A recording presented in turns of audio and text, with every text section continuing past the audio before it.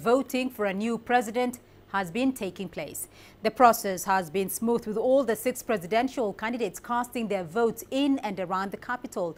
The ruling party candidate Joao Lourenco voted amongst a few other voters in orderly queues as the polls opened early Wednesday.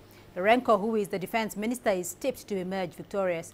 Questions, though, remain over how much power he will have if he wins, given President Jose Eduardo dos Santos continues as head of the ruling party. It is the 4th election since Angola's return to multi-party democracy in 1992. While attention was focused on the political leaders, it's the citizens who will decide their future. It's also about the younger generation, those who were born while dos Santos was in power. Well, the right thing is hope, which is we have been waiting for a long time. And since I have born, I've been seeing many changes, and I believe this is the good time. This is the time that all the Angolans are united, all the Angolans are hoping for the right thing, and that's why we came here for voting. Some voters are ready for change. They have been ready for most of their adult lives.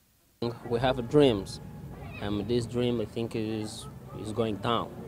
We need to see a new government. We need to give to them a new opportunity to see how they can work. Voters want to see some basic changes.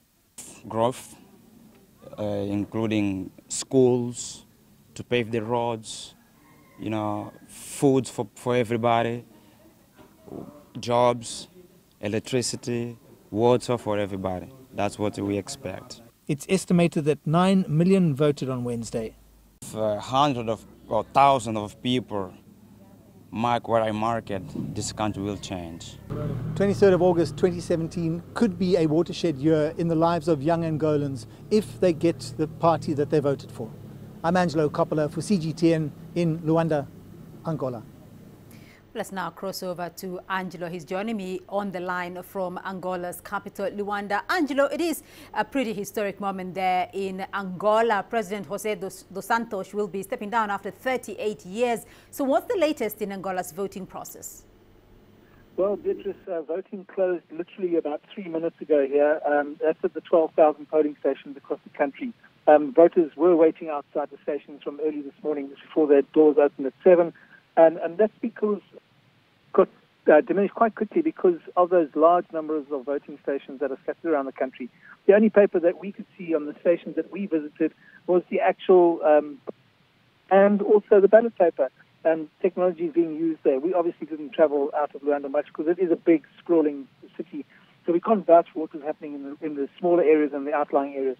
But now the hard work really starts because the counting of those votes and the tallying up against the voters' rolls actually begins. And it's also the verification process, Beatrice. Well, Angelo, so how soon should we expect the announcement of results? Well, we heard earlier this afternoon from the electoral authorities that they should start seeing some results trickling in within 24 hours as of now, so it's by tomorrow night, 6 o'clock. But the final results aren't expected for at least 14 days, they're telling us. We do expect that the opposition parties are going to confirm all those results themselves, and that's going to slow down the process. We're also being led to believe that the main opposition party says that it's probably going to release its own results because it doesn't trust the electoral authorities here. And that could also add a little bit of a sting to the tail. But the authorities did confirm that there were around 1,200 international observers in the various, joined by 240 local observers who are also going to be probably involved in some of the counting. But we're looking at least 2 weeks before we start getting an idea about who actually won this election. Beatrice? Well, Angelo, is the country, though, ready for the massive political transition, given that the outgoing president has been in power for close to 4 decades? Well, it's widely expected that the MPLA is going to retain the presidency. A poll that was conducted just before the elections pointed to a huge drop in MPL support or MPLA support. There was a subsequent poll which then showed that the number was actually a little higher than was anticipated.